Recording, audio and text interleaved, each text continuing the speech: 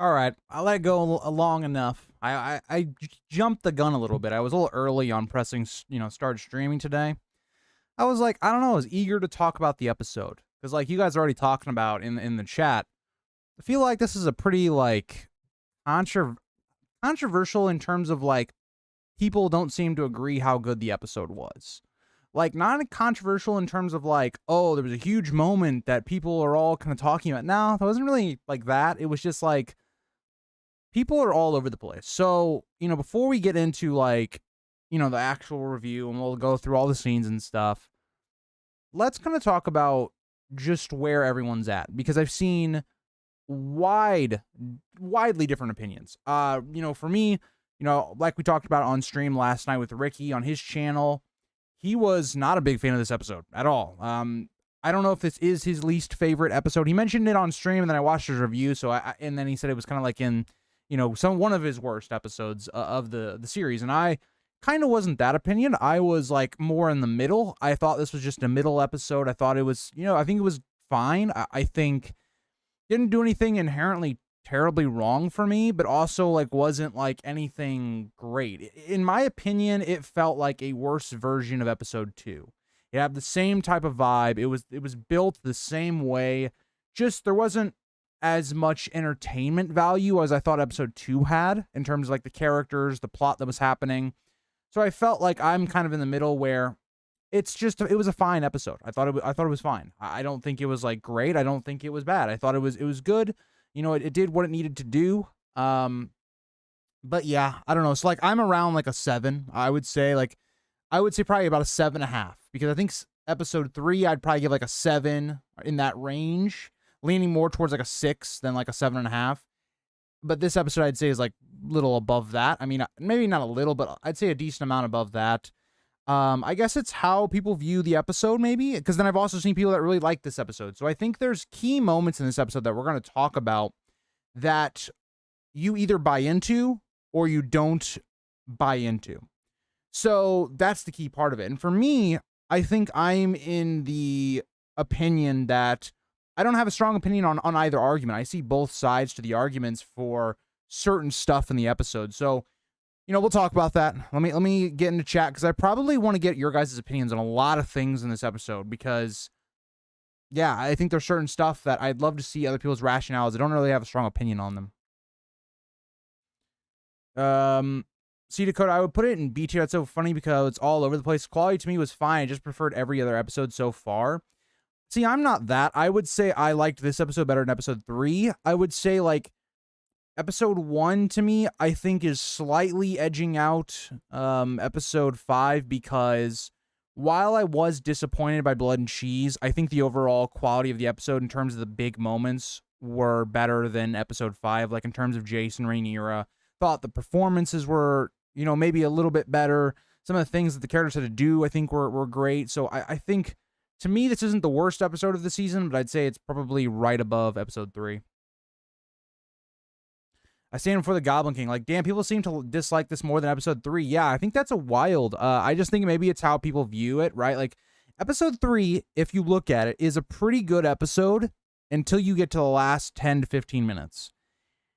And so, like, how do you judge that, right? Like, to me, that lasted 10 to 15 minutes, completely destroyed the episode.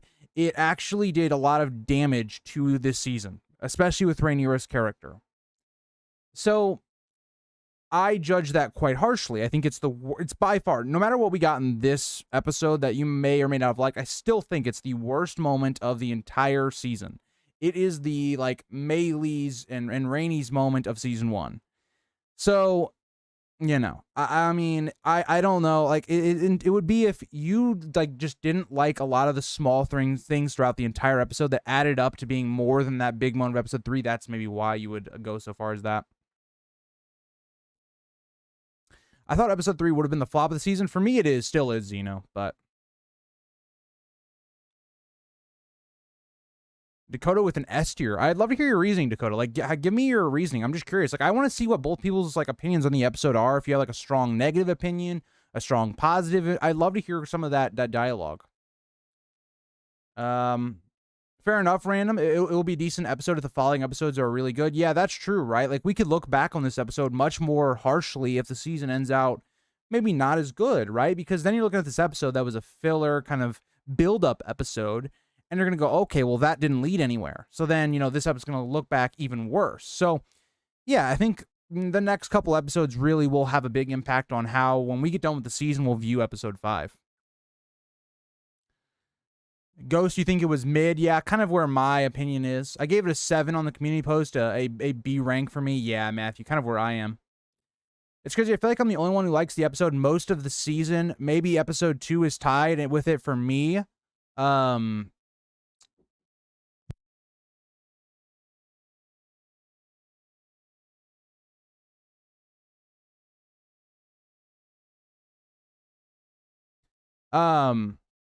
But yeah, I mean, I've seen people that really like the episode, people that don't like the episode, and people that are kind of in the same. So I don't feel like you're alone. I think it's very split. Like, if we go to, let me go to my community post real quick.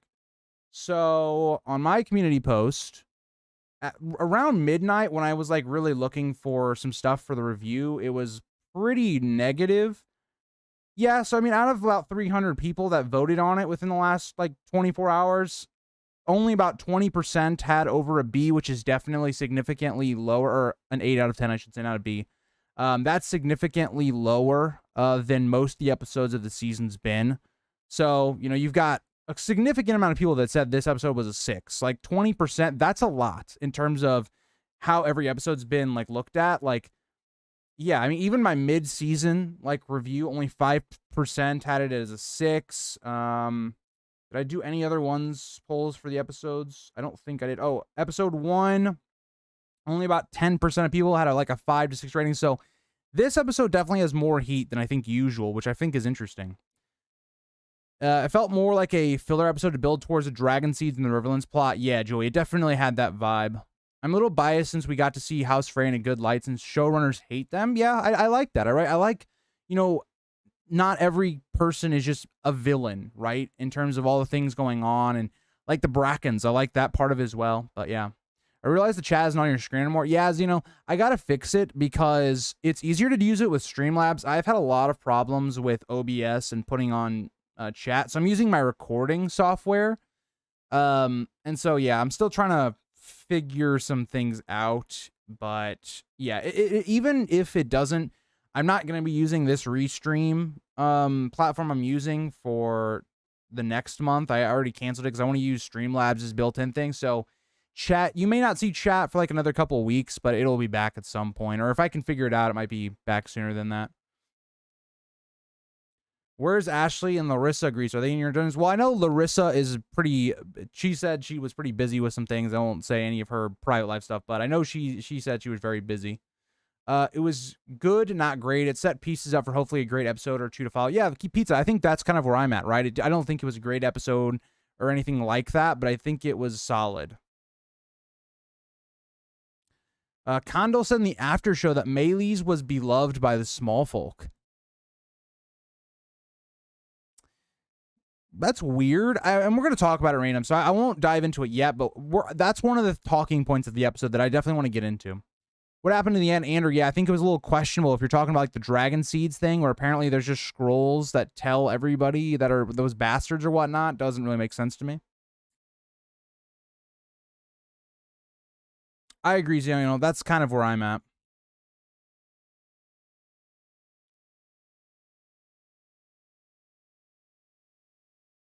Okay, Dakota, I get you. I like that. I feel like I was like really positive of the episode my first viewing, and then my second viewing, which I do right after like the stream with Ricky. I do all my notes for this stream right after we do that. And I think I looked at it a little bit worse after my second viewing, but it's still, I think it's solid. I think it'll be a battle. I think we're going to see the fish feed. I think we're going to see kind of a battle with the Lannisters and Starks. Hi, Agor. How are you, by the way? I hope we get to see you and Eris in the same stream. That'd be cool. I want to fast forward through Damon at Harrenhal. It's like the scenes with Saul's brother in Better Call Saul. I want Damon back to doing Damon things. I think a lot of people have had that criticism. I am not on that train. I'm actually really okay with Damon going on his own character journey. I don't want to see Damon doing Damon things. I want him to have growth. And if he is going to do those Damon things, have them be more nuanced, I want him to grow as a character. That's kind of where I'm at right now. House Frey was never a villain. That's true. Jace was a standout for me in the episode. Yeah, I think Jace and Bela, to me, standouts of the episode. So, Joey, we're going to talk about that, but I think they've been good outside of the one we got in this episode. I think this one had the most questionable Damon scene of the whole season. I didn't like it. I think I get the point of it, and I understand what they were going for. I just think the execution was not very good. We're going to talk about that, Joey. The scene with his mother. Well, we're going to talk about it, but yeah, I'm trying to catch up with his chat so then I can start talking about the episode. I thought the dragons was gods.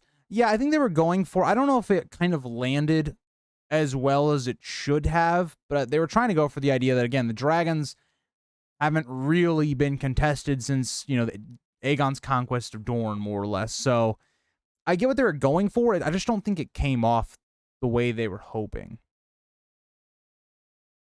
Yeah, I don't really think they would have been able to keep track of the Targaryen bastards. I think that's just kind of stupid, in my opinion. It's a really needless change. You should have just done it like the book. It makes way more sense. I like Damon on the journey. Yeah, I like him. I want him to be away from Rhaenyra. And this is the thing I hope they don't do. If we see Rhaenyra and Damon together in the next episode, I hope it's not like Rhaenyra comes in and fixes all Damon's stuff, because then I'm going to look back at Damon's arc in this season and I'm going to go, okay, that was for nothing. We wasted all this time because Damon didn't get anywhere, right? He just was there to be there. But yeah, I am all right, Aegor. It's a busy day. If you're a member, I put out a video today that was about 2.5 hours long. It's going to come out tomorrow. And it just took a lot of time to get it out this week. And yeah, so long work day today.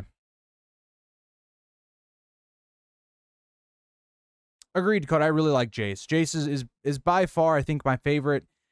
I don't know if he's my favorite character of the season, but he's like them. I think if there was like an award for most improved, I think like Aegon and Jace to me are like in that conversation.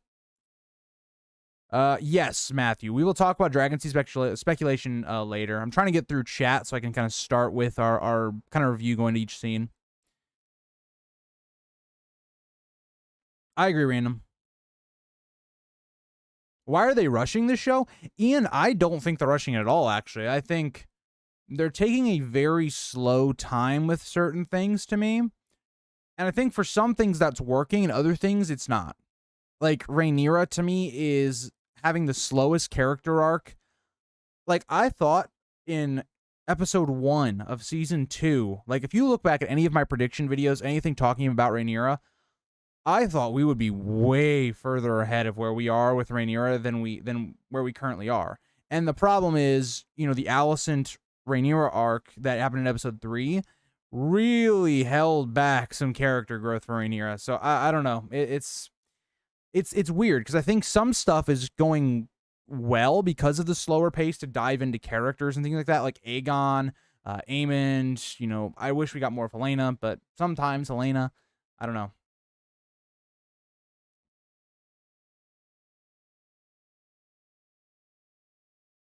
I think Ryan kind of wants to forget it because it's by far, I think, the worst scene of the show in terms of season 1 and season 2 is the worst thing they put out. So I think people working at the House of Dragon team maybe recognized that, took that feedback, and kind of trying to retcon it, but it's too late. You've already put it in the episode. You can't just act like it never happened because your own project now doesn't really fit. So we'll talk about that, though.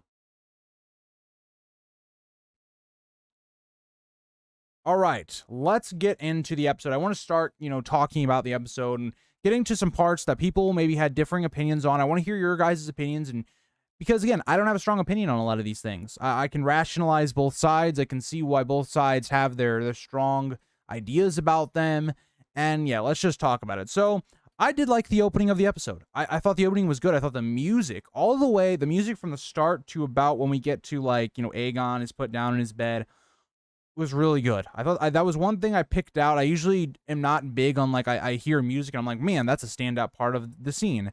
It really stood out. And part of that's there's not a lot of dialogue. It's very, dark. It felt a lot like the opening to episode 2, where, seeing Corlys walking up, to the throne, and it seems like every part of his body, is just hurt, crippled by the news of Rhaenys' death, and I love that. I loved, Corlys in this episode was fantastic. The performance was just insane. And it's one of the reasons that I complain about us not getting Corlys more. He's by far one of the most fascinating characters during this time period, and we just barely see him. And so, again, this just reminds me of just how good the performance of this character has been. Great way to start out the episode. We see, again, Rhaenyra hearing the news as well. Well, we don't see her, actually getting the news, but you can tell she's had the news, and she's looking out at the sea, at Dragonstone. I used it, I think, in a background image on one of my thumbnails. But, again, just painting the idea that Rhaenys' loss was a big deal. But then we see, this is where we see some controversy right off the bat. There has been a pretty sizable, I think, divide on how people interpret the King's Landing plot of the episode, and really kind of almost the whole season. So we see Cole, leading Meleys's head through the city, and the people are outraged, and they're starving. They're saying, this is bad news. Rhaenyra is going to come back for vengeance and all these things. And we're also seeing Hugh during this, as I think it was Ander, right? You mentioned about the idea of the dragons being gods and all that stuff. And Hugh just saying that they're just meat. It is interesting because let's kind of look at both sides of the argument. And if you're somebody on one side of this argument, give me some of your rationale why maybe you like or dislike the interpretation of this scene and whatnot. So people that dislike this scene, it's a lot about, okay, why would the common people, why would they be hating that Meleys is being paraded through the city? Because Meleys is the dragon that killed so many common, people. It's probably more nobles than anything. If you think about Aegon's coronation, it's probably a lot more noble people than it was common folk, but still, innocent people were killed because of Meleys. So why then would they be upset to see that dragon? You also have the idea that they're, talking about being starved and the mood of the city because of the blockade. Well, why are then people angry at the Hightowers, the Greens, when maybe they should be angry at Corlys and Rhaenyra for blockading the city, so food and, wares can't get to the, to the city, to the people. And so that's a lot, I think, about why people dislike the scene, because they don't buy into kind of what's going on. The people that like the scene, and for me, I find it just acceptable. I don't think it's great. I don't think it's bad. I'm there where it's yeah, I can see some rationalization as to why the people are like this. This would be what I've kind of seen arguments for why people like the mood of King's Landing. It's the idea that, okay, if you're a person in King's Landing, you not getting food, you're going to be having an issue with, you may have an issue with Rhaenyra, as well, but okay, the Greens, the Hightowers, have done nothing to relieve this blockade. They've been promising that they're going to do it, right? Otto Hightower stated it, Aegon has stated it, even Aemon in the small council is we'll deal with it at some point. You're getting these promises that this is, it's going to get better, and it's not. And so, you think about the mood of the common folk, right? The last thing that they saw was all the rat catchers that were hung up, which a lot of them would have been, fathers or sons or brothers, all these things. So you look at it, and it's a bit more complex than it is to just say, oh, they should be mad at Rhaenyra because of the blockade, right? People within King's Landing are not being paid by the crown. That's kind of Hugh's whole arc, really, in this episode and throughout the season. If you are a person, you're going to blame people in proximity. The Greens, they are not, they are not filling their side of the contract.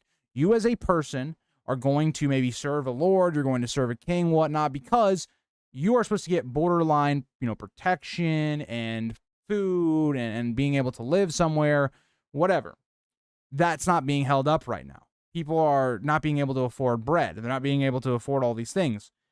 And so, yes, you as a person, you might not like Rhaenyra, but you're going to probably hate the Greens even more in, comparison.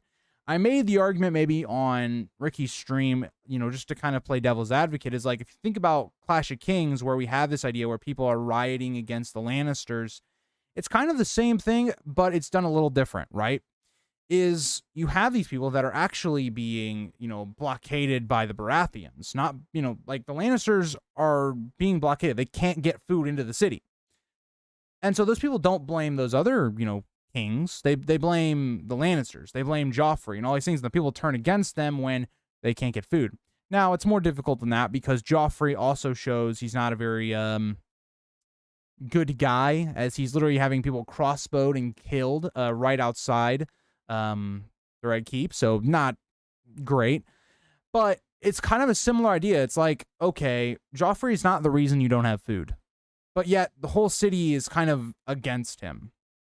Same idea, but just done differently. And I think it's much more established in the book as to why that overall feeling of King's Landing folk don't like Joffrey. In the show, the problem is we've seen like the small folk like Aegon and the High Towers, then not like him. And we're not really given a good sense of what the people are thinking about the High Towers. Like, yeah, you have Hugh, but Hugh's situation is completely different, really. Like, Hugh's situation is he's not going to like the High Towers, and especially his wife, because they literally got lied to. The payments are not coming, right, by the crown that Aegon promised. And so they have a actual personal vendetta with the crown. A lot of people don't have that, right? So I think we needed more to kind of give us what the people are feeling and not have to just kind of assume and make up our own reasons. And that's the criticism I have and why I don't think it's good. I think it's okay. I think it's fine. It could have been done better. But like, we could have seen stuff maybe with Ulf, explaining more of the common people or having more conversations in this episode about why people are feeling the way they are. It just feels underdeveloped. That's, I think, the problem, where I feel like it's fine, but I don't think it's great. I don't think it's terrible. I just think it's just kind of okay. So that's a huge part of the episode, why people don't like it. And that's right at the beginning. So if you have something you want to talk about in chat about that, let me know what you guys think.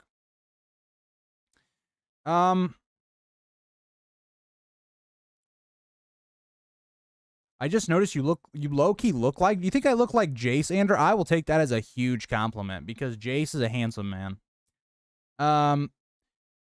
It's more certain parts are rushed and other parts are extremely slow, which makes them both even worse. Violet, I think that's actually a really good take. Like, some things, maybe are rushed and some things are just going too slow. I think that's a great point. I definitely could see that at different parts of this season. I think that's a good one.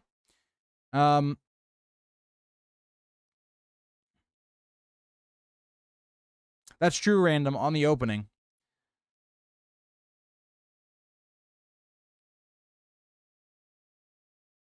Oh, yeah, that's another part, right? They are afraid Rhaenyra will burn the city to avenge them, bringing them only more misery. Yeah, that's another part of it, right? They would be pissed at the Greens, right?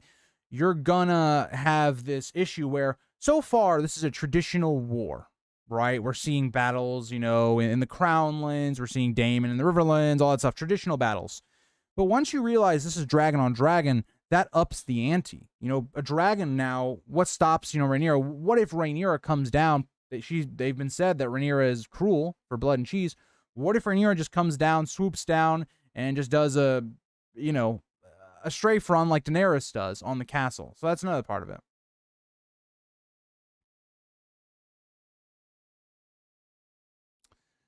Dakota, I think there's a distinct scene with Rhaenys and Rhaenyra in episode 8 that's where I think they were going with it, because Rhaenys definitely comes off as defensive, not, liking Rhaenyra the most because she believes that she killed Laenor. So, that's where I think that was going for. I don't dislike the scene. I think the realization is setting in for the small folk. A black dragon has died, and they'll be coming for the capital. Yeah, I think that's a good point.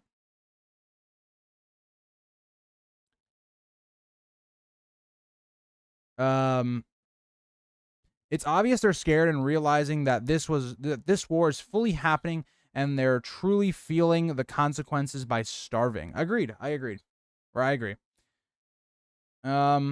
Yeah, the first King's Landing scene wasn't great, but I don't think it's awful except for the fact they're wheeling Aegon into the Red Keep. Yeah, I thought that was interesting as well, Chrissy. Like, maybe they should have had him just in like your normal transportation. Maybe it would have looked like, a little bit better, but it just kind of looks like, okay, Aegon's dead. You're bringing back a corpse. That's what it kind of looked like. I'm confused as to why they shut the gates. I've seen them do that in other media when a city is under siege, Ask GBT why peeps would do that. Still weird. Wouldn't you want people to leave? That's a tough one, Twist. We'll get there when we get to the council meeting, because we can break that down as well. But I think you're on to something, but I'll try to like rationalize through it. I don't know. I feel the season is slow because fans did criticize how fast the first season was, but now we're in a new problem of it's too slow for some fans. Yeah, Zeno, I could see that, but I think like if you're Ryan Condal and the team, obviously season 1 was going to be fast. Even if we had 12 episodes, it was going to be pretty fast paced. It would have felt better, but it would have been fast paced. I think it's fine to slow the pace down in season 2, but I think in like they've just got in certain parts of it, they've slowed down characters too much that it's starting to hurt their characters, in my opinion. Facts, we need more than just Hugh. I agree. Like, if you're going to do a huge plot, which looks like in the trailer, like, Alicent and Helena are going to be in the middle of, like, a riot type situation, you do need to build it up more, I feel like. Zeno also agreeing that I look a little bit like Jace. That's a huge compliment. That's all I'm saying. Grow out your hair and some facial reconstruction surgery, and I can see it. Well, I just feel like I would need to look younger. I think Jace just looks younger than me. He's still got, like, baby face kind of stuff. I don't have that. Because I've got, like, acne scars and stuff like that. Like, I don't know. Yeah, you look like an older version of Jace. I guess we won't have anything to, show that of. Wink, wink. When the scene cut from the Brackens to the Eyrie, I was freaking out thinking that Badass Castle was the Bracken. That's funny. I was like a little like interested, like they changed the Eyrie design by a ton. It doesn't look anything like Game of Thrones, which isn't a bad thing, but I was like, wow, okay, wait, that does not look like the Eyrie for from I guess the art we've seen in like the show. But what do you think of the new Song of Ice and Fire book covers? I thought they looked good. I liked them.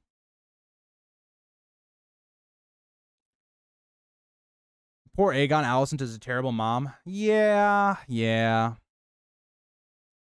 feel like they are retconning episode 8 or episode 9's ending. I mean, they can try, but it's already there, right? Also, they were too vague with the mission of the White Worm's agent. Like, there was nothing there, not even a hint of her purpose. I agree. I agree. I was very confused. You're an old young man? Yes, I am. Isn't the actor born in like 2002 or something? I mean, that might be true, right? But I'm just saying, like, he has more of a young, like, he looks more like young, right? Like, he just looks like the way he like looks. I don't know.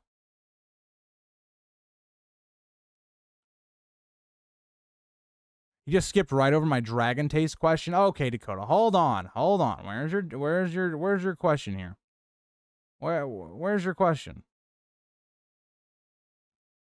I wonder what dragon tastes like. I would say it probably tastes like chicken. Alicent is reaching season 7, 8 Arya level annoying. Andrew, I don't know if anyone can get that annoying. That's like peak annoying. We finally got more of the goat Jace. That is exactly right. I think I read that twice, but it's okay. Thank God they dropped the wig for Jace, LMAO. Yes. He doesn't want to address Aegon Pizza. Hey, we're getting there, all right? The end of episode 5 was awesome. Radical, I don't know if I agree with that one. I thought, like, it was okay, but it also had some issues, so we'll see. And also, I want to address this, because I feel like so many people keep bringing this up for some reason. I like House of the Dragon. I gave the mid-season rating an 8 out of 10. That's pretty good. That's not great. It's not great. But I haven't rated any show that I've watched in the last, like, year and a half has not been higher than an 8 out of 10. So, that's all I'm saying.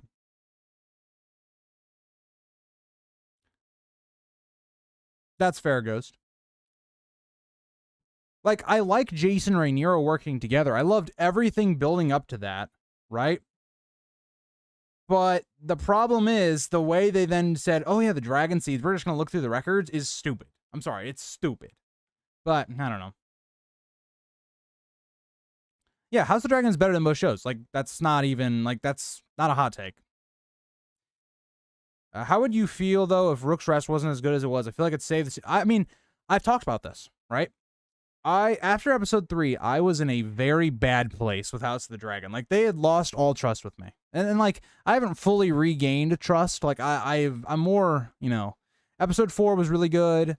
Episode 5 was fine. Like, I was in a better place, but like... If episode 4 wouldn't have been, like, that good, like, it was just, like, okay, like episode 5 was... Ooh, we would have been a bad place. Grease should do a stream on The Chosen if he wants legit good show. I don't even know what that is, Dakota. I love how Jay said, I hope you don't plan to use Visenya as an example. I literally, so I was watching the show with my dad in the living room. I literally turned to my dad, I'm like, man, we need some more Visenya.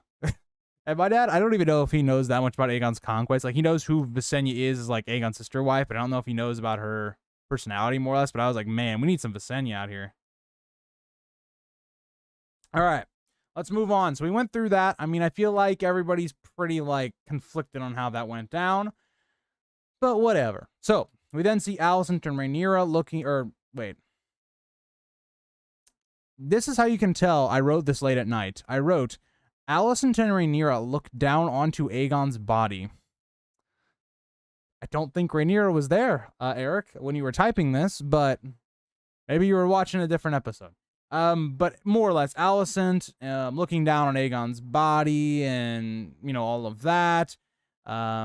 We also see another part of this is...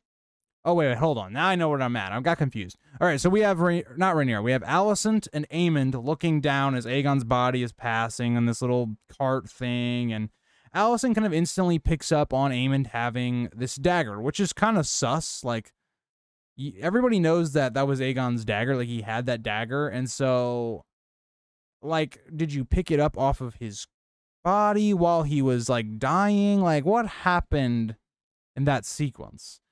And so one thing that I also will criticize this episode for, I think it's not that bad, but I think it's like more of a minor thing. Like, how is like Aemond like just hiding the fact of what happened? Like, there should at least be rumors. Like, I thought they were going to do this completely different, where Aemond was going to show up and be able to control the narrative. And it doesn't seem like that's gone on at all. Like, apparently Kristen Cole's not talking about it, Aemond's not talking about it, but other like soldiers would have seen what happened. Like, it should be a little bit more talked about, but it just isn't. It kind of goes into that idea once again that we don't really talk about anything that Aemond does. Like, Aemond kills Luke. We don't even get the payoff of that in season 2. I don't know. It's interesting choice, I feel like. But, yeah. But as Aegon is carried to his room, the ominous music continues, which is fantastic. We see Helena watching as he passes. She just kind of looks like just a little horrified without really showing it, is how I viewed that. But yeah, as she also, we know in this episode, she knows what happened with Aemond, so she kind of is also horrified, but, you know, seeing like in person what her brother has done. But at this, Aegon is carried to his bed in front of Alicent, and we see, I didn't expect that we would see in graphic detail how bad Aegon's condition was. Like, this guy is completely messed up. We see Orwyle and a team of maesters, not just one maester, a team of maesters trying to save him. And my God, I don't know how they did it, but they did do it. But as Alicent, you know, asks if he will die, and Orwyle says no, but he kind of needs some space, you know, trying to save the kid. And Aemond comes into the scene saying, someone must rule in his absence, which is kind of obvious. But if you're Alicent and you hear Aemond here saying that, you're like, little sus, but okay. And instantly Alicent goes to Cole, because Cole's the other person there. He was the one helping plan with Aemond. And she's like, what's going on, right? Like, what happened at Rook's Rest? And, you know, Cole kind of just dodges her questions. He just says, oh, yeah, Aegon fought great, doesn't say anything about Aemond. And, yeah, he seems like he's got some PTSD going on, which we'll definitely see in his next scene. Well, not the next scene, but the scene after that with Alicent. So, yeah, I mean, I get it. I get it if I was Cole, you know, because Aemond is the true power. If you start going against Aemond, probably not the best move. So I definitely understand why he's not being the one to like go against Damon. But yeah, is interesting. We then go to the Black Council as Rhaenyra is being criticized quite heavily by Alfred Broom, and I can't really blame them. Like Rhaenyra isn't doing anything, right? She's not doing anything. In terms of trying to get an army, basically they're basing everything off of Damon, who is a wild card. She has no army on the mainland at all. Outside of like the army coming from the north and this supposed army from the Eyrie, but even then it seems like an uneasy alliance because they're not really fulfilling the terms. Like she wants a dragon to protect the Eyrie. They're giving her very small dragons. So yeah, I mean, not great, but yeah, so there's a lot of things. You start to see a little bit of Rhaenyra kind of going off on people. And, part of that's because, Alfred just criticizes her for being a woman in war, which is kind of wild. I get, like, if you were a person, though, like, in this world, women just really usually aren't taught about war and, like, military tactics and things like that. So, like, to a degree, right, there is a point where it's like, in terms of military strategy, women are not taught that, and Rhaenyra even admits that later on in the episode. But that doesn't mean you just dismiss people's opinions, especially when, like, they're your queen. Best example of this is, like, Catelyn with that in a Game of Thrones when they're, in the King of the North chapter. Like, Catelyn doesn't have, like, military strategy, and she's not good with military tactics, but she understands that we should make a peace instead of going to war. So, I don't know. It's an interesting scene, but it's like, it's more of like that frustration of Rhaenyra isn't doing anything, and you're questioning as to why. Like she said, like in the last episode, okay, well now it's war. Well, okay, why are you still sitting on your hands? And like this is one of my issues with Rhaenyra as a whole in the season is they're trying to do the same plotline with Rhaenyra as in the book, and in the book it makes more sense than it does here because Rhaenyra is a different character in the book versus here. Like here, she's much more emotionally intelligent. She's much more level-headed. And so she just kind of stays back, but it's like a smart person like how Rhaenyra has been shown to do wouldn't be doing that. So, I don't know. It is interesting. I wish we would kind of develop Rhaenyra more, but yeah, we'll talk about that more in the episode. We then see Jace as he's trying to head off. His plan is he's going to go to Harrenhal to try and treat with Damon, to try and get things going, because obviously Damon is pretty vital right now. You lose Meleys, you have no answer to Vhagar. What are you going to do? Well, Baela, being kind of smart, realizes Damon's not going to change for Jace. It's just not going to happen. And so Jace kind of has like a Robb Stark moment, right? He feels like he doesn't know what to do, but he looks at the map and he figures it out. He's like, oh, gotta go to the twins, right? If I can get the twins on our side, we'll have good and safe pathing and faster pathing so that the North can get into the Riverlands to, deal with the conflict of what the Lannisters are bringing through from the west. What a shock. The Lannisters attacking the Riverlands. What a shock. The Riverlands under attack. What a shock. Kind of repeating some things. That's why I talk about the dance and like the main story are very similar, but that's what he decides to kind of do. And so he's tired of waiting. He's tired of just sitting around doing nothing. And so he takes action, into his own hands. He's gonna go start getting things rolling, or else they're gonna lose the war. That's just how it's going right now. We then flip to Damon as he's trying to get the Brackens to submit. He has Caraxes, who looks great, and we see the Blackwoods and Brackens treating, and it doesn't go very well. The Brackens are just bluntly like, no. Why would we're not bending the knee to you. We're not coming into your army. We don't like the Blackwoods, and we don't respect you. And so they just kind of walk away. They choose fire. And for a second you think, man, Damon's about to burn these dudes. But he doesn't. And what I like is like in the next scene with Willem Blackwood and Damon is you kind of see that Damon doesn't actually want to kill these people. He doesn't want to burn them because he realizes that's good for soldiers, right? Like if these people are not willing to bow down off of their beliefs, their loyalties and things like that, like that's perfect for an army, right? You want people that are that dedicated to you or that like you that much. And so Damon's like, can't do that. I don't want to burn them like that. I don't want to like start burning all their soldiers. Then I have no soldiers for my army. So he kind of takes probably an even worse approach, and he tells Willem Blackwood to just start like stealing kids, committing war crimes. Yeah, it's not great. It's not great. Damon specifically tells them like that he can't do this stuff. So when we get later in the episode and like they're like, yeah, they were flying the Targaryen banners doing these war crimes. It's like, man, somebody has got to take some lessons from Tywin when he tells, like, for instance, the Mountain, yeah, don't be having Lannister banners like when you're raiding and doing war crimes. I mean, pretty simple, but you know.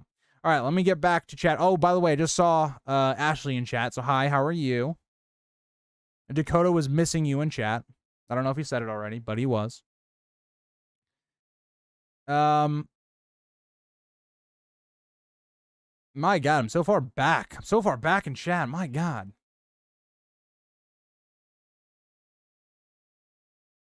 Okay, here we go.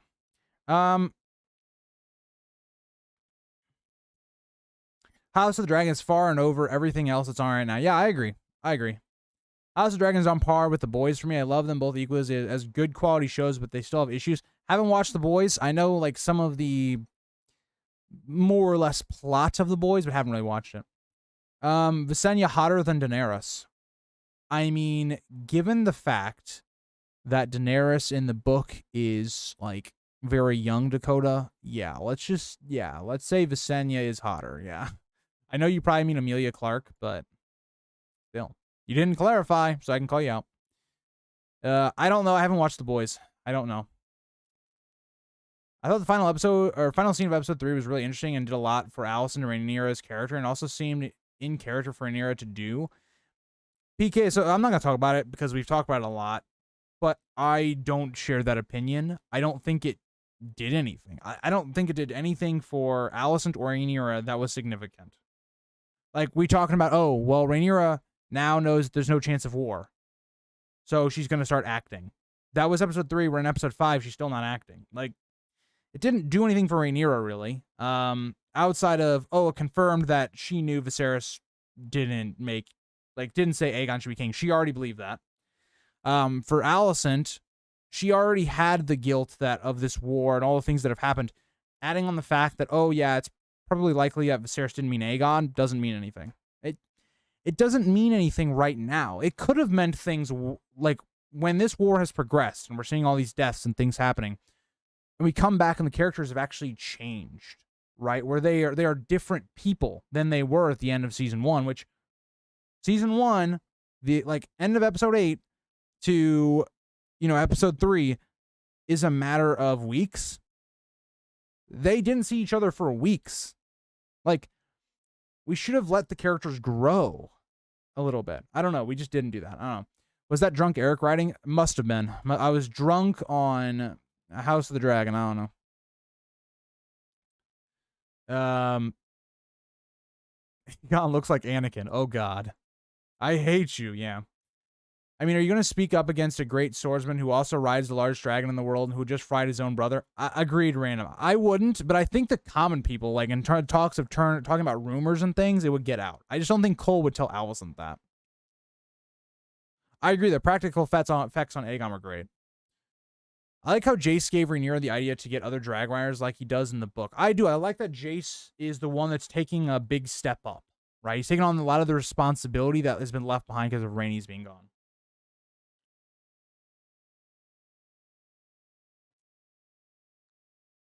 Agreed about it. I thought some of the armor would just be embedded into his skin.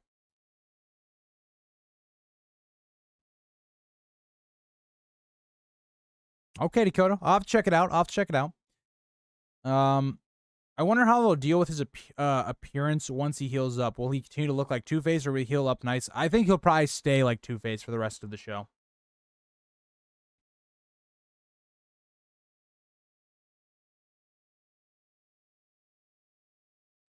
Cole didn't go against Aemon because he knows Aemon is the best option for running the Crown's army. Aemon would have gotten him and his men killed, thus losing the war. Fair enough, Dakota. I agree. I feel like it's actually worse because at least in the book, she seemed riddled with grief, but in the show, she just isn't doing anything because why? Exactly, Violet, right? Like, that's my whole point. In the book, Rhaenyra is in a mix of different emotions, right? Think about everything that's happened. Like I just talked about, the end of episode 8 to, here, where we are right now in episode 4 or 5. That's only a matter of weeks. What has she lost in those weeks? A father who she loved. She's lost her child who she loved. And I'm not even talking about Luke. I'm talking about a child that, her miscarriage. She loses Luke, who she was definitely close with. She's having, it seems like, issues with Damon, her husband. She loses Rhaenys, someone she also was relying quite heavily on. Think about how many people she's lost now. In the book, she is completely destroyed by this. She's pissed off. Oh, I hit my mic. She's pissed off. She's depressed. She's in all these different emotions. And so it makes sense in the book. It doesn't really make a lot of sense here because Rhaenyra isn't seen to be consumed by those feelings.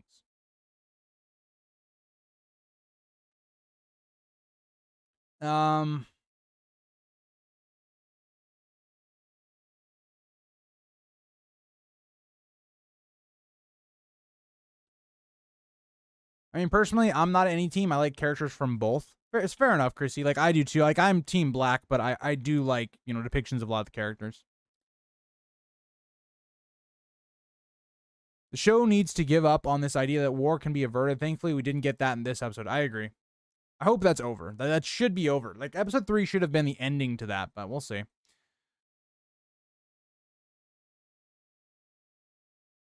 Damon has gone rogue. Does Jace have a chance to bring him back? I think Damon, if we see Damon, I want him to solve his own character arc. I'd love it for like a Viserys dream to kind of push him to that, right? To pushing him closer to the light. I hope that's what maybe can change Damon. And if Damon changes, I want it to be because of him and his plotline. Not Rhaenyra's plotline. I don't want her coming in and fixing him. I don't see that.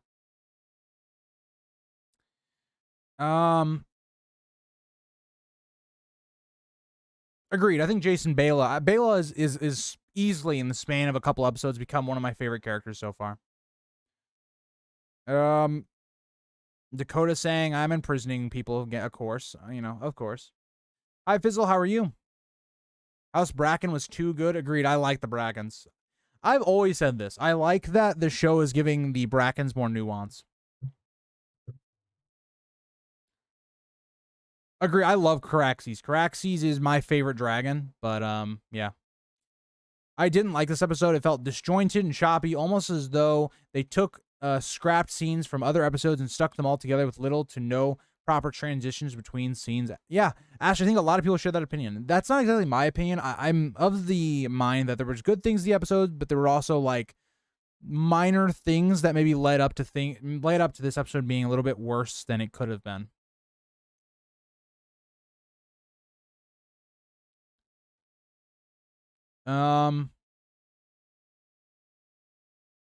Whoa. Ashley. Don't tell them if you were in the basement, right? They don't need to know about the basement. Damon said Geneva Convention. Who's that? Exactly. Agreed, Dakota, agreed. I do like that plays into, like, Damon having to rethink how to gain men to his side. You're not going to gain men to your side by bullying them into submission. Sometimes that may work, right? But it's a lot of times it's not going to work. People are going to lash out. Exactly, random. Maybe it's probably bad management by the Blackwoods. We'll love to see that, Ashley. Love to see that. We need Blood Raven in this chat? Mayhaps. I feel like they further setting up the season. No, there's no shot. I mean, this is what blows my mind. You thought about doing a Sea Snake show, but then you didn't use him in season 1 at all. Like, at all. And then in season 2, you also haven't done much with him either. Like, there's multiple episodes where he's had maybe like one scene. So, oh, hello, Eris. I don't know if Agor is still in chat, but he is still in chat. So we got two important figures in here. Damn right, I missed her. I can't irritate anyone here the way I can Ashley. Oh God. Oh no, we got them both in chat. Oh boy.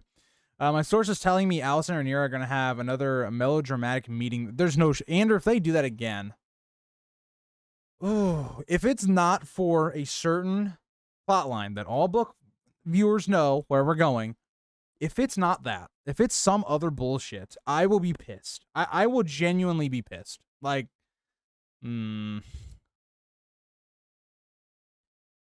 gotta get Aegon in here. Where's Aegon? So Ashley, go find Aegon. Where's Aegon? Could we get more Aegon speaking lines? We could as he recovers, right? There seems like there's something with him and Aemond in the next episode, so definitely could.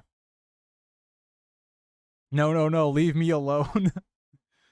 I agree, Radical. Like, what does it take to get Rhaenyra to, like, get going here? I don't know. Yeah, I get you, Zeno, but I just think that's taking too long. That's not going to happen until season 3, Zeno. Like, we're not going to see a Rhaenyra that I think should have happened at the beginning of season 2 until season 3.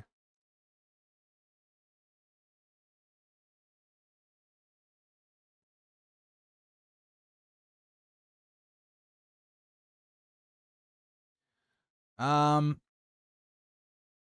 agree, Ashley. I agree. It's one of my biggest criticisms of the entire season. Fair enough, Aries. I like that you like the episode. Yeah, Steve does a fantastic job. He's the actor that does Corlys, correct, Llama? But he does if that is who it is, I'm pretty sure it is. Corlys is by far, even though he's not a character we see a lot, he's by far one of the best actors on the show. It's not even close. These choppy scenes towards the end ruined it for me. Ginger, I'd love to hear like what ruined it for you? Like what made it so bad? Like there are things that I'm gonna pick on when we talk about later in the episode, as we go through those later scenes. But I'd love to hear your like what is your reasoning behind why you didn't like the show? Because me as someone that doesn't have a strong opinion on the episode, bad or good, I like to hear people's like points of why they did things like that.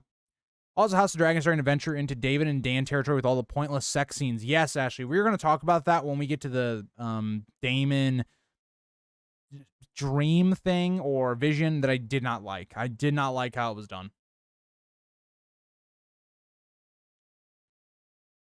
Surprised we didn't get any Ulf or Adam. I was shocked. Matthew, I was shocked we got no Alan or Adam. Like, I dropped my Alan of Hull video last week because I was expecting we were going to see a bit more of him in this episode. I think it was a weird take. I thought we were going to get more Corlys in this episode, but I don't know. Me personally, I am one mention of the Song of Ice and Fire away from going into House of the Dragon Rider rooms and giving Ryan Condal a slap. Hell, never forget for the rest of his life. Andrew, I don't blame you. I am also not a big fan of that thing that they've added into House of the Dragon. If there's another episode, oh yeah, that is true. Another fucking person has snuck into King's Landing, and this time it was literally on close. It was like on lockdown. I'm getting tired of it. I don't want to see that plot point again. I'm tired of it. All right, I'll say it. Mother by Robb is way more masculine than Mommy by Aegon. Well, Aegon is not Robb. Let's just put it that way.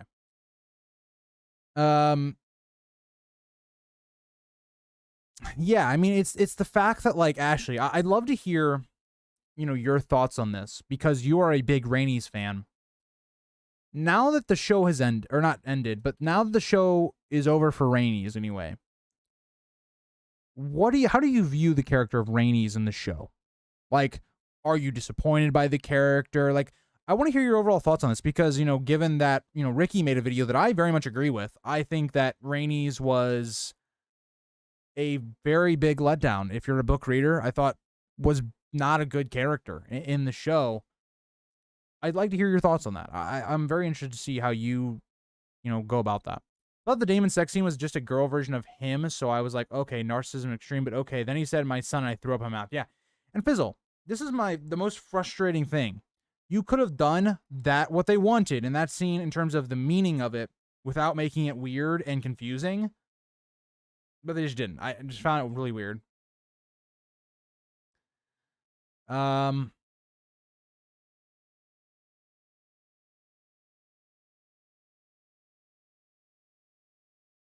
Corliss is definitely underdeveloped, Ander. True, but I feel the build-up would be worth it, especially if we see the bond between Rhaenyra and Jace. Yeah, I don't know. We'll just have to see how it goes. I just think it took a long time to get going.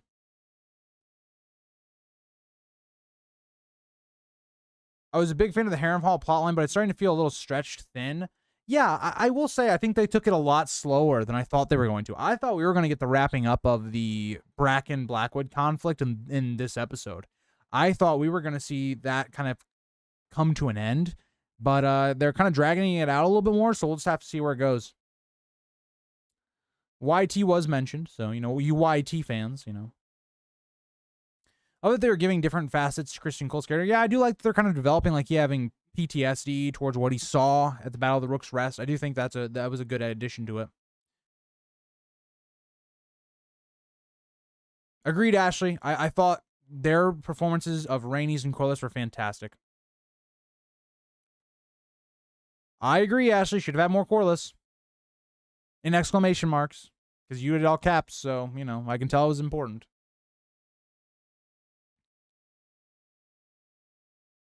Agreed, Ander, on the incest stuff.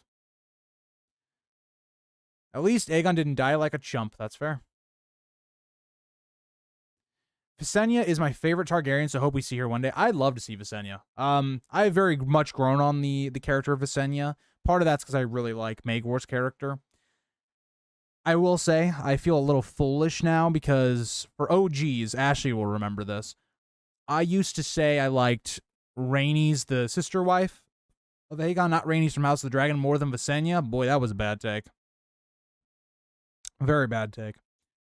I hate what they are doing by dragging Alyssa and Balon's name through the mud. I agree, Violet. I agree. Like, I think the idea that Balon could possibly be Ulf's father is, like, laughable to me. I think it's laughable. No shot. It's no shot. Yeah, Radical, it did look like Emma at first, but it definitely wasn't. We have never met his mom, Wiley. And, like, he also, like, barely knew his mom. Like, he was too young to remember his mother. So, it just felt random to me.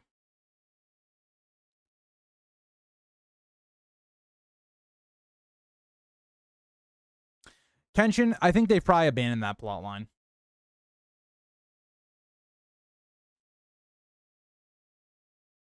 Yeah, for a second, I thought, like, Damon maybe was hooking up with Emma. So, like, they were trying to say that, oh, yeah, Damon also was messing around with Viserys' wife and all that. And then I was like, oh, wait, that's not Emma. So I was like, okay. But then it got worse. So, yeah. I actually really liked this episode. There was some really good story building in this episode. My third favorite after 4 and 2. Yeah, that's kind of where I was right after I watched the episode. And then I've kind of gone a little bit lower in terms of how I view the episode. But yeah, real talk. I'd love to hear like more stuff you liked about the episode, especially on like the controversial moments that people have had issues with, like, the King's Landing vibe, like how the people are, the dragon seed stuff, where it seems like they have the histories of all the dragon seeds somehow, but yeah. Or even the Damon sex scene thing.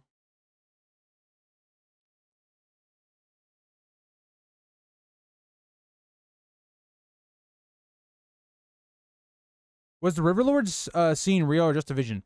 Robbie, see, this is something that I haven't seen anybody talk about, but like at first I thought it was a vision until he was kind of just like sitting there and it didn't like go back to like him in real time or anything. So I think it was real, but it does kind of like make you question, like, was it a vision?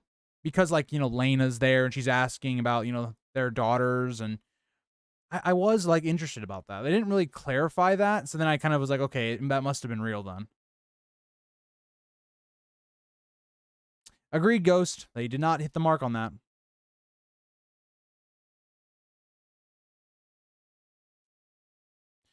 That was very interesting, Chrissy, about Viserys and that being Damon. I'm very interesting. Sorry, I'm all over the place today. Ashley, you are good. You are good. You're doing God's work of always, and I can't even speak right now. You're doing a great job. You are my goat mod, so. I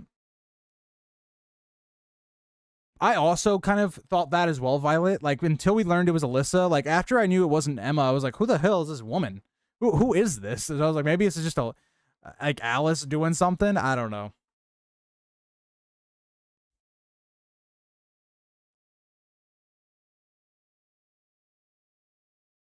Yeah, Ashley, I was also maybe thinking that, like, same line of work when I first saw it, but I was like, nah, can't be that. I like the one moment of Aemond with the throne and Helena asking if it was worth the price. Hope we can get more of these two in the season 2. My thing with that, Fizzle, is I felt like the scene was too short. I felt like there should have been a dialogue there. Like, my thing, I talked about this with Ricky a little bit on stream last night. Why does no one ever pick up on Helena just saying these things? Like, she obviously at this point, like, knows shit. She knows some shit, right? And nobody seems to question her. And so it just comes off as like Helena just doing one-liners. I wish we actually got to have a dialogue with the character about what she's experiencing. Are you scared they're going to go Season 8 Game of Thrones, House of the Dragon? It almost feels like it could happen, but holding out. I won't say it won't happen. I just don't think it's that likely. I think the people that are running House of the Dragon, at least, they definitely care about the product. I just, I think sometimes they don't make the best decisions. I thought they were going to take Stonehenge. I definitely thought we were going to see a conflict with the Riverlands and the Brackens in this episode, and we just really didn't. Interesting, Violet. You thought that was a hallucination. Interesting. It kind of looks like one if you think about it. I like how Alicent was trying to be a regent for her son Aegon, but the Green Council chose Aemon instead and just straight out chose ignore her like she didn't matter at all. Yeah, but I think it's one of those things where it's like you have some of the, those opinions of women aren't good in wartime. You have that part of it, but you also have that Aemond is the true power of the Greens right now. Without Aemond, the Greens are fucked. Like, their only other dragon is Daeron, who's not even on the show right now. So, yeah, I mean, I think it was pretty cut and dry that all the power had gone to Aemond, and nobody's going to go kind of against him, and not, Alicent doesn't even have that sway kind of anymore. And so it's all kind of just blowing up in her face.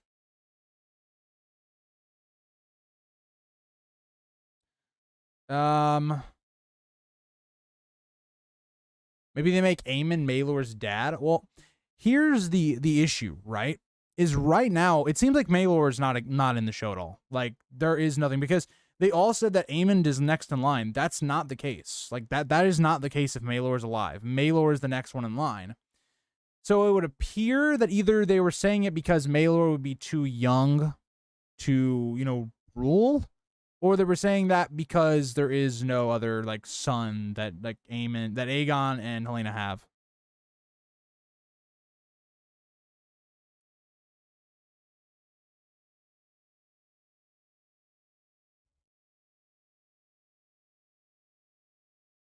Maybe, Ashley, maybe that's why she said it. That's a good catch. I do like that. What do you think the biggest mistake of season 2 is in terms of writing has been? I think it was the Alicent and Rhaenyra thing. If you want to go back on like a live stream for episode 3, or I even made a specific video about that moment in episode 3. That moment was just, I think it was poorly written. It had, I think the scene itself, like the actual dialogue between the two characters, all that was good. It just didn't need to be in episode 3, and it screwed up Rhaenyra's development. It screwed up a moment that could have happened later on in the season, or even next season. Felt like it was too early. They jumped the gun. I think it has slowed down Rhaenyra's development to a halt. Yeah, I just think that was the biggest mistake they've made so far this season.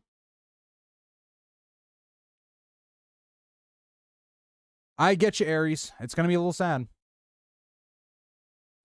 I'm really annoyed by how every move Damon makes is criticized to death by the characters around him when he is literally just trying to fight the war. It's like, what the fuck do you expect? It's war. Yeah, but I don't think he goes about it the right way, right? I think that's the issue, right? Is like he's giving people ultimatums, right? Okay, come with me or you burn. Well, he didn't fall out on that. So then he also has them like kidnapping kids. They have, Aegon, or not Aegon. They have Damon where he's doing blood and cheese, right? He was behind all that. That is not okay in war. Like that stuff's not okay. So he's going about it, I think, in the wrong way. And I think that's what he's going to hopefully learn in the next part of the season. That's what I thought, Violet, that there is no Maelor. I meant Aemon gets Aegon's wife pregnant now that he's incapacitated. Yeah, but I mean, I guess he could, but I mean, like, that's going to take 9 months. Like, I don't think that really matters at this point. Yeah, Alicent Rhaenyra just was not my favorite thing. I want some Aemon introspection. Yeah, I think we have missed a lot of moments where, like, right after Aemon does things that, hasn't, been there. I'm late. I liked the episode. I like the dynamic of Damon and Rhaenyra quarreling, like how they're both needing each other, but pride's getting in the way. Their quarrels. I definitely like that part of it as well, Jesse. I think that's good.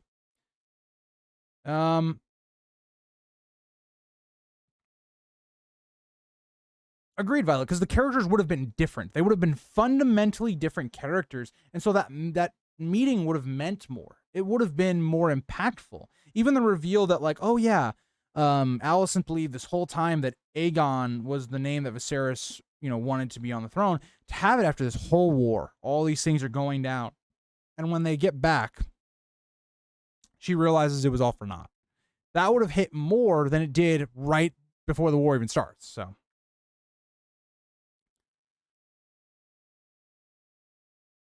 Radical, I would still be pissed. I'd still be like pissed unless it's like at King's Landing, like it's Rhaenyra's taking King's Landing, and that's what happens. Then yeah, I think that would be good. I think it would lose some of the emotional value that it has, like in the book, for instance. Damon is somehow the best character. His plotline, I think, has been the most consistent of the entire season. Who said the fuck word? I did. And you also said it, so now you're in trouble. And to answer your question, Grease, I'm let down by the show's portrayal of Rhaenys on account of the writing, not Eve Best's acting. She's phenomenal, and they failed her as an actress with bad writing. I agree. I agree, Ashley. And also, yeah, Aemond is betrothed to a Baratheon. Random, that's where I am on those characters being cut. All right, let's move on. Boy, this is going to be a long stream. You guys are very chatty today. I've been struggling to get through chat and the episode. Also, I do have my usual tea.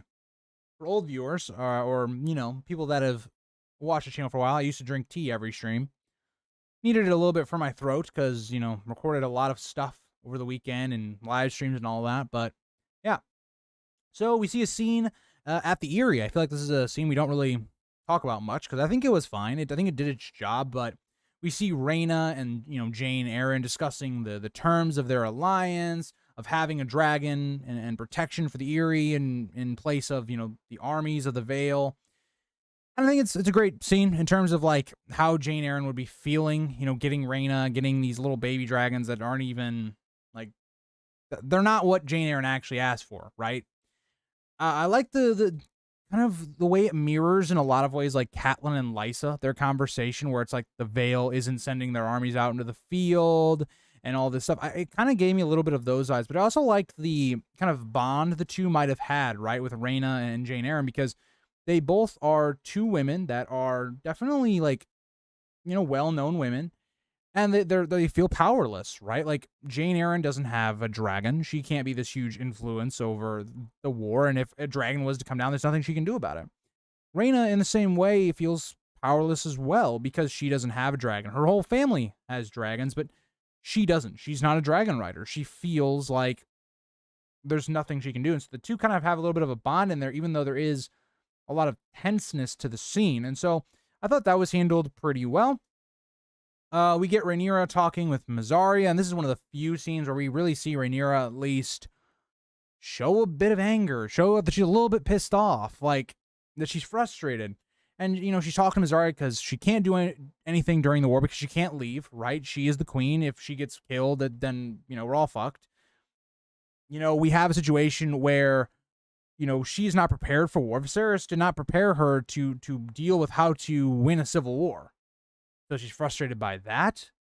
She's frustrated with her issues with Damon because she really does need him, but at the same time, she can't go to him because he's still the same Damon. And so it's Zarya kind of talking to Rhaenyra, and there's other ways to win the war. And this kind of leads to Rhaenyra sending her handmaiden to King's Landing, and it's very vague. It's very vague. It's like, I get the idea, like the Varys type idea, where it's like, controlling the public is very important for taking over a castle. And so if you can get, maybe the gates are wide open to you when you invade, that could be huge. It gives you like what young Griff might experience going to King's Landing in Winds of Winter. But it's just left way too vague. And maybe this is going to have a huge payoff in the next episode. But for this episode specifically, it felt very vague. Like it just left like wide open. I don't know. I thought this was kind of a weird plot line because they don't really tell the audience anything to even somewhat try and predict what she's going to do. Like maybe she's going to help get food stolen so there's more of a shortage so the people are even more pissed off. Maybe she's there to spread rumors to get people to riot and things like that. Like, I don't know. It's just left very vague to me. We see Rhaenyra and Baela talking about Rhaenys' death as Rhaenyra talks of, Rhaenys' past and how she claimed Meleys and all that stuff, which is fine background information for Rhaenys, even though it doesn't matter at this point. Like, Rhaenys is not really a well-developed character in the show, and so giving us more into the character after is like, it's nice for book readers that know Rhaenys from the book, but in terms of the show, doesn't really matter all that much. But, the one thing that I really do like about the scene is Rhaenyra saying, she sees a lot of Rhaenys and Baela, because I think that is the truth. I do think that Rhaenys and Baela are alike in a lot of ways. And so that was a good moment. And then, Rhaenyra saying, she has to lean more on Baela, which is 100% true, because she doesn't want Jace to be going off and into wars and things like that. So she has to trust in Baela more.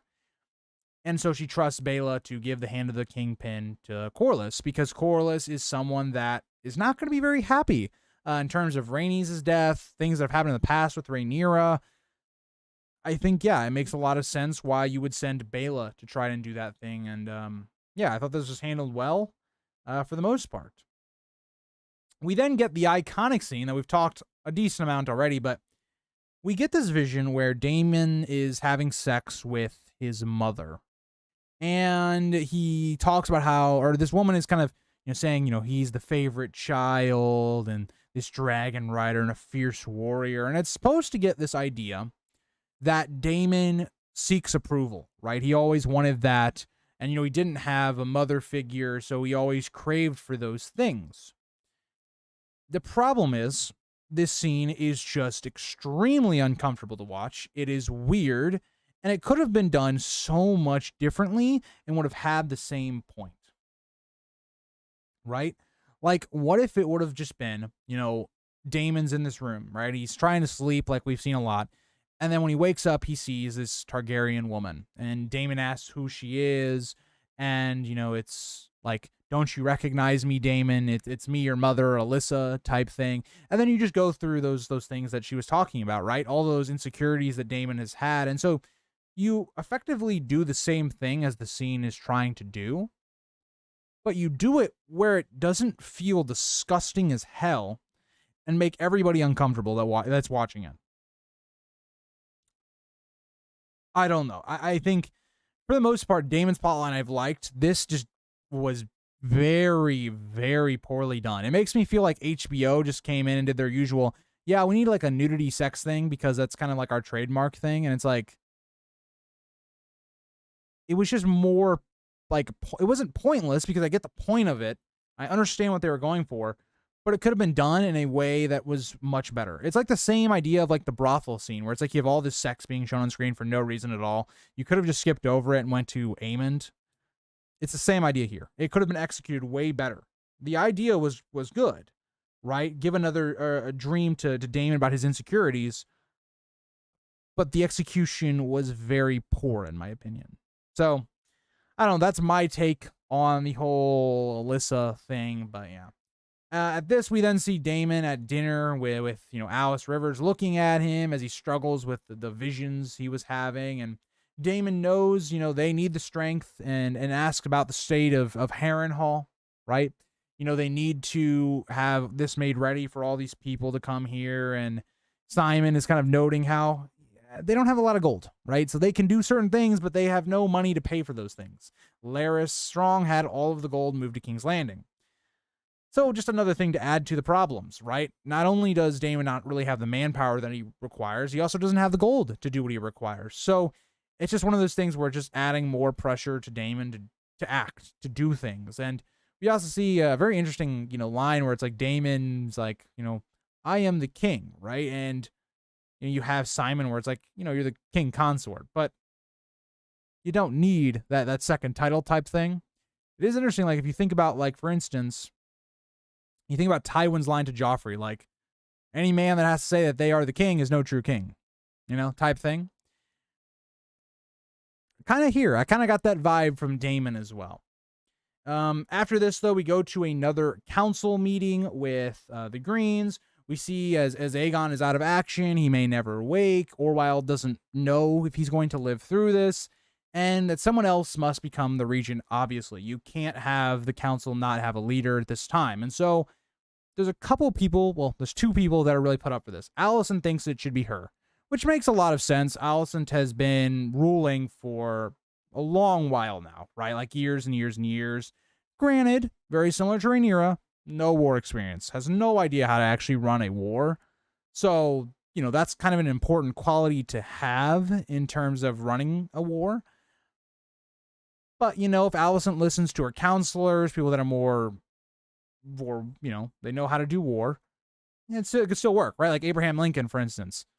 He didn't really know anything about war either, but he listened to his counselors, and eventually he got to having good generals. The North eventually wins, whatever. American Civil War. There you go. That in like 30 seconds. But, yeah, so eventually everybody just kind of shuts down Alicent. Everybody kind of that she thought were her men kind of betray her. If you're looking at Kristen Cole, Larys. I also find it interesting is like on Alicent's side of the table, also you see the people that are kind of her allies, you would think, are on her side of the table. I found that also to be quite interesting, even though they kind of turn against her and everybody just say like, yeah, Aemon's the guy. He may be young, but he is the power of like our side right now. And that kind of sends Alicent into a panic attack, more or less, right? Like you have this zoom in on her. It seems like she's just breaking down, right? It seems like she's putting the pieces together that Aemon probably had something to do with Aegon's issue where he's at right now. And also that she's kind of just had her power usurped more or less from Aemon. Very interesting. It has a lot of like parallels to Rhaenyra and Aegon. But yeah. And so they talk about, while she's having this panic attack, the state of the Riverlands and the Westermen and the small folk, they need to be, basically locked in. The gates need to be closed. And so we had a question, or we had a topic earlier about why close the gates now. I think for one, it would be if people are trying to take food out of the castle. That's a big one. Or people trying to sneak into the castle to sabotage it, right? To try and get the gates to be opened or this or that. There is reasons to close your gate. To not let people out because they may be stealing food. They may be, spies selling information to Rhaenyra, whatnot. It does make sense, but it is going to turn kind of the people against you. You're not allowing them to leave a very dangerous place, looking like. Like, what if Rhaenyra decided to strike today? What if the Velaryon fleet, decided to actually land and try to take King's Landing? You're in a very dangerous place, and that's what I think is the issue with maybe the small folk are feeling. But let me get back to chat, and we'll kind of continue on. Let's see, where are we at?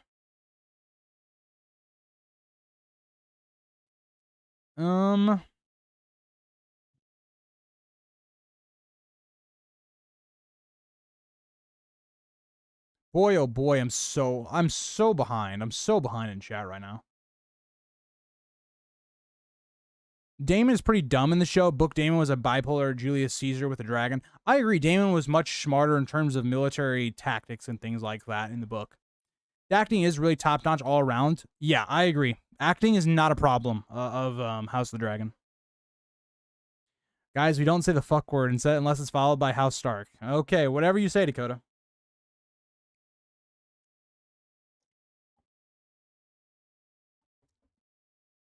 I think Alice Rivers could get Nettle's story. I think they're trying to compensate for the loss of Nettle's story because she's kind of like our look into like the common people. And they're trying to give that to other characters, I feel like, but I don't think we're necessarily going to see Alice Rivers getting like exactly the Nettle story. Hi Mar, how are you? Oh, shut up, Dakota. That's all I got to say. Reyna getting a sheep stealer fact? Yes, it seems likely. Grease, you should try a medicine ball from Starbucks if you like tea. I don't even know what that means. A medicine ball. A medicine ball. Ashley, well, you got to give me more information there. Was that how Reyna learned about her grandma? Yes. I would assume so, yeah. I like how Rhaenyra is wanting to lead and be a warrior like Aegon the Conqueror, sister wife Visenya, but everyone else doesn't want her because they see her as a weak-willed woman. Well, it's not that exactly, Wolf. Like, it is part of that is like, yeah, right? They want her to, she's a woman. She doesn't know as much about war, and that's kind of their point of view.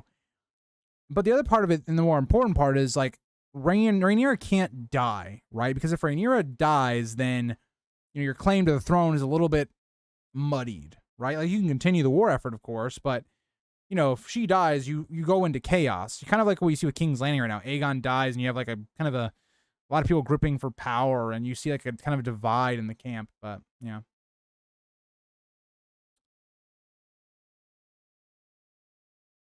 Radical, I need to see how it plays out first. But I do think like I'd rather have Nettles, but we'll have to see.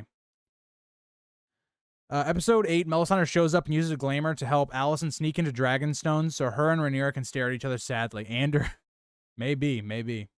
It'd be a better thing than Rhaenyra dressing up as a nun and walking in the front door. So at least Alicent changes her identity completely. There's that.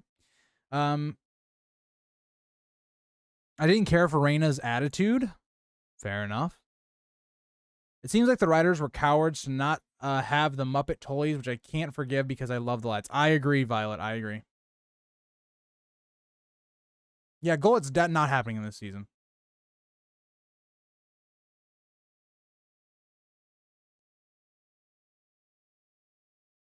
But yeah, I definitely like Bela more than Reyna, but I do like Reyna as well. Bizarre. Fair enough, Fizzle. Is Damon Damon was never a great character in the show. In the show, Damon is a villain. He is not a great character in the show. You cannot convince me otherwise. Damon in the show is a villain. Damon in the book is a great character, but in the show, he's a villain. That's kind of what I thought, Violet, but I also think I don't know. It's just so vague that like it could be anything at this point.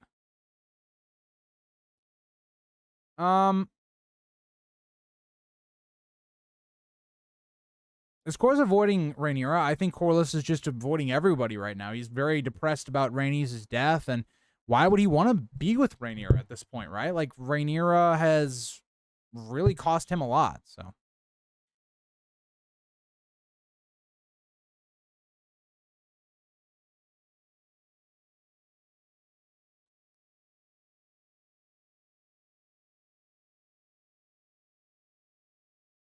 I agree, Violet, on your take on the sex scene.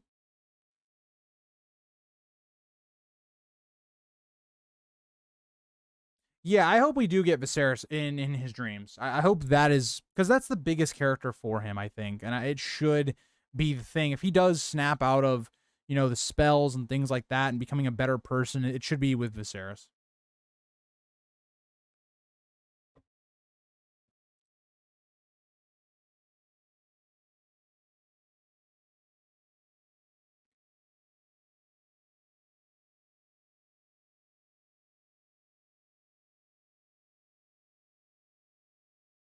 Violet, that is true on the poisoning thing. That Damon scene is just weird. I agree. It's just not good.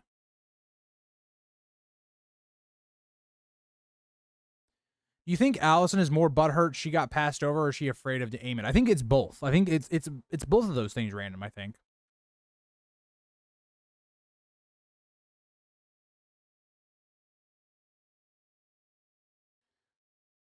I mean, it's probably my favorite character because it pains me to feel he's just paying. Yeah, he's a villain right now. For right now, yeah, we'll see what he does going forward. Maybe he could be a little bit more redeemed. He's not ever going to be fully redeemed. Like, that's not a thing that's going to happen.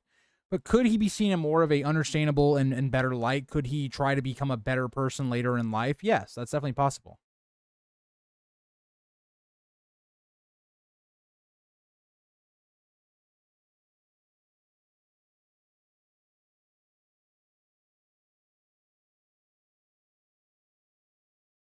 Yeah, Aegon the Fourth, he's a freak in bed. That's what I've been told.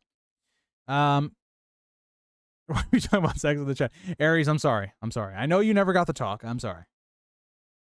It's a drink grease. It's got like 3 different types of tea in it. Okay, is it any type of mint stuff, Ashley? I don't like mint. I'm not a mint guy.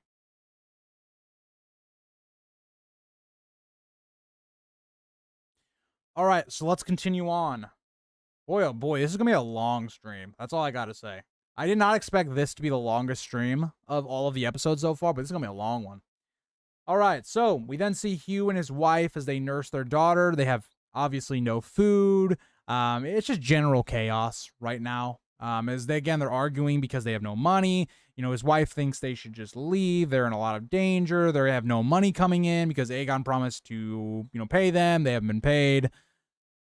It's a big whole ordeal. It's what you could see a lot of families kind of struggling with in terms of, the situation they're in. But it kind of feels like in the end, Hugh's wife is right, and they are going to try and leave the city. It's not going to go so well, though. We see, though, as the rat catchers are taken down, as Cole and Allison discuss, his loyalty and the things that happened during the small council and the battle at Rook's Rest. And there's obvious signs of kind of PTSD from Cole, like remembering all of these soldiers being burned alive. It's horrible. It adds an entire just awful level of warfare. Warfare is already in general, especially in medieval times in the fantasy world that is A Song of Ice and Fire, it's not pretty. And so, Cole, if you think about Cole and you think about where we are in terms of the state of Westeros has not been in a true war since like Maegor's time. So most of the people at this time have not experienced a war. It's even like, you think about, for instance, the main story, like a lot of the Tyrell camp, right? Or the Renly camp. They're like the Knights of Summer, what, Catelyn calls them. It'd be even worse here because there's like a good amount of people that have never even experienced warfare. So they don't know what they're truly getting into. They could be glorifying war and battle and things like that. And when you truly experience what that's like with Cole, I think that they did a really good job of the reaction that character would have to it and how horrified he seems. And realizing that Aemond is the true power now, right? He has a dragon. Him alone can change an entire battlefield. So, yeah, I do like the scene between Alicent and Cole. I thought it was a good one. And, nothing really to say about that. We then see Hugh and his family trying to flee the city as the gates are closed and riots seem to be forming, right? You're seeing kind of the gold cloaks kind of trying to beat people into submission. And that's how it starts, right? Trying to physically harm, people that are not being fed. It's how people turn against you. And so, again, the big problem of this episode, it all stems from what do you believe with the people of King's Landing? Can you understand why they would riot? Why these people would be turning against the Greens and the High Towers and be hating them? Or you don't, right? So that's the big issue, is if you buy into it, you view this episode much higher, or at least you like it a bit more. But if you don't, you don't like this episode. Because this episode focuses a lot on that aspect because it seems like it's building it for the next episode or the coming episode. So I'm kind of in the middle. I see the flaws of it and I see that there are things that do work. And so, It's one of those things. We then see Jace negotiating with the Freys, probably Dakota's favorite scene of the episode, as Jace is convincing them to side with them for Harrenhal after the war, for a number of things, right? As he gives, the Freys his protection, also lies a little bit, saying that Damon also will protect them. Doubtful. And all this stuff, promising them kind of it's pretty much the Jane Eyre experience. Yeah, we'll protect you. How? Me and Damon will protect you. Yeah.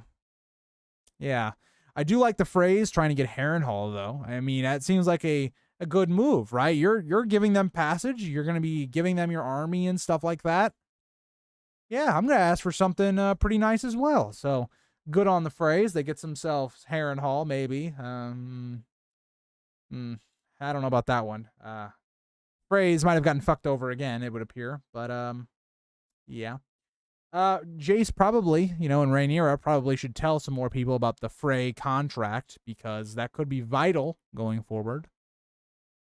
I don't know. I mean, Dakota, I would add it to the list of things done dirty on the Freys, but, We then see Damon in his muscular, manly style of cutting wood. I love that there's, whole YouTube channels that are just, really buff dudes, chopping wood. I don't know what it is. It's just, even when I see it on a YouTube short, it's just oddly satisfying. Just see a guy just, split wood in one, just one good swing. I don't know. It's just satisfying. I'm straight, but I can't deny it's satisfying to watch an axe just boom, wood is gone. I don't know. We also see Alice kind of stalking Damon, just perving up on him, like Alice, got to keep it in your pants. That's all I got to say. And they just start talking about what's happening. The Brackenland is having a lot of war crimes being done to them, and she's questioning his methods. How do you expect this to go down, right? I love that Alice Rivers is just Damon, what do you expect is going to happen? If this army, let's say they do bend the knee and go for you, right? Which is kind of what she suggests. Well, they're an army that's going to hate you, despise you. And so as soon as they see an opportunity to switch sides or not to follow you, they're going to do so. So he's got a point here, right? And she's also noting that, who is getting, destroyed? Who are the people that are suffering the most because of all this, of Damon wanting power and his ambition? It's the weak. It's the women. It's the children who can't fight for themselves.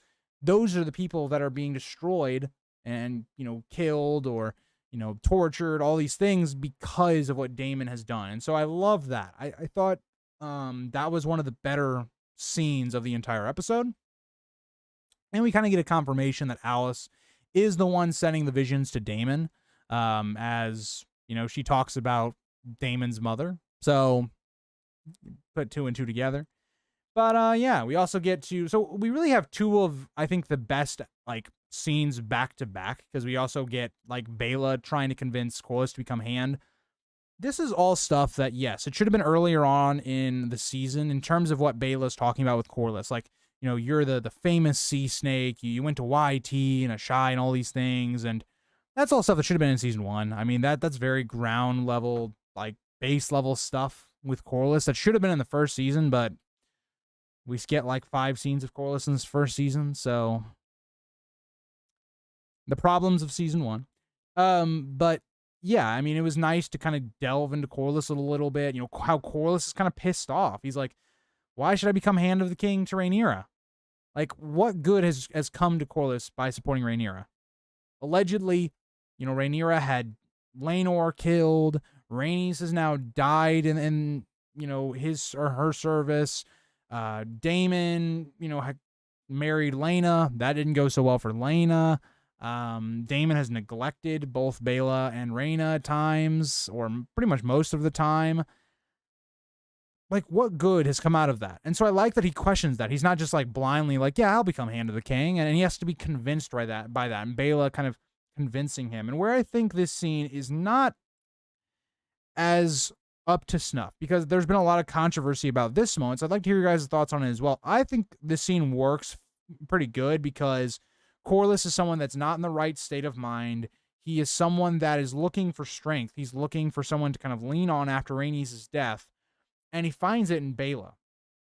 Once again, Bela is a lot like Rhaenys, and so Corlys tries to name Bela his heir. Well, that doesn't go well because for a number of reasons, right? Bela would eventually become the queen. If that eventually we see down the road that Jace sits the throne, Bela would be the queen. So she can't really also be then like the lord or lady of Driftmark and all that stuff.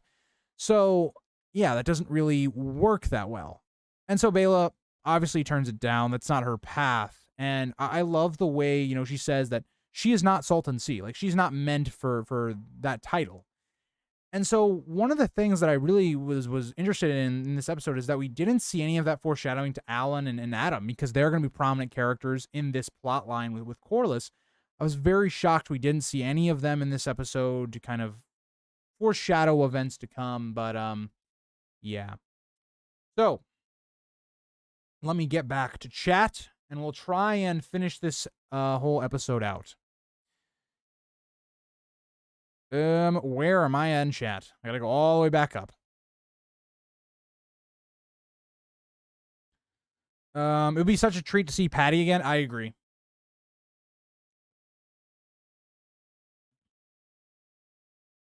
People sneaking into King's Landing as a meme at this point. Agreed.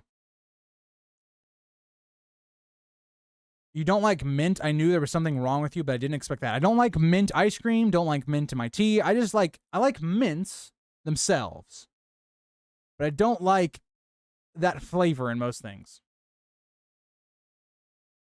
Notice how Hugh's wife said her brother lives in Tumbleton. I did notice that. That's a good catch, because I didn't mention that. Alicent's treatment of Cole will just thrust him further into despair. Agreed. But that's what Alicent does. Everything she touches goes to shit, so. Them wanting to go to safety and going to Tumbleton, I feel like that could be foreshadowing and a reason why he does what he does in the future. Agreed, Violet. I like that. Please don't have Alicent, Cole, and Thrust in the same sentence. Oh my god. It's honey citrus. See, the mint. Ashley, I don't like mint. I don't like mint. Yeah, agreed. Rhaenys is right.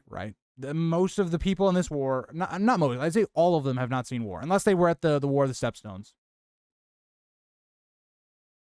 Hugh's daughter looked an inch away from kicking the bucket. You know what I thought was going to happen? I thought when they were at the gate, I was like sitting there and I was like, oh my god, please do not let Hugh's wife and kid get killed for some reason. Like, whether it's the guard just beating people up or like killing people on accident, or the crowd starts stampeding and they run up. Like, I was sitting there waiting. I was waiting for something bad to happen to Hugh there. And I was about to be like, shit, man. And they didn't do it. And I was like, okay, all right. I was like, see, Matthew knows exactly what I'm talking about. I half expected Hugh's daughter to have a Maelor fate when the chaos started. That's where I was sitting there. I was like, dude, we're building up the tension. It's getting a little tense here. I thought we were going to have some sort of moment there. In a show, you do see Hugh punching some dude out probably next week's episode. Well, here's the thing. We do know Hugh will have to leave King's Landing somehow. And so I think it could be very likely something bad happens to his wife and daughter.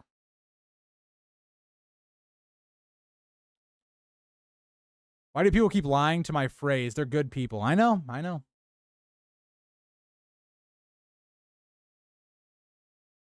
Don't worry, Jace. He's not that stupid. He's not that stupid. Nothing wrong with a straight man liking to look at men. Hey, sometimes men do some crazy shit, like making YouTube channels of cutting down trees and shit. That's real, like, men activities. Like, man, I just want to chop down a tree. That's not my activities. But, you know. I like how the Brackens are being portrayed as the somewhat innocent family this time around. Yeah, I like that, Ghost. Yeah. You guys getting on my pronunciation. I will pronounce it how I want. I'm joking. I just don't care about Essos.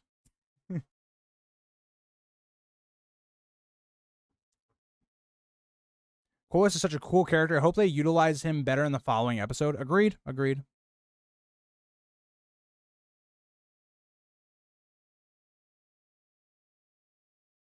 Also, asking him to be Hand after his wife, the Hand, died is crazy. Yeah, because it just feels like, oh yeah, you're giving this because Rhaenys died. You're trying to appease me. It's like, that position can't replace Rhaenys.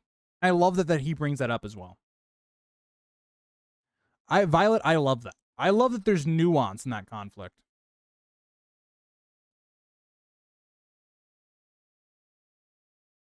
That's true, Ashley. That's a good point. Good point.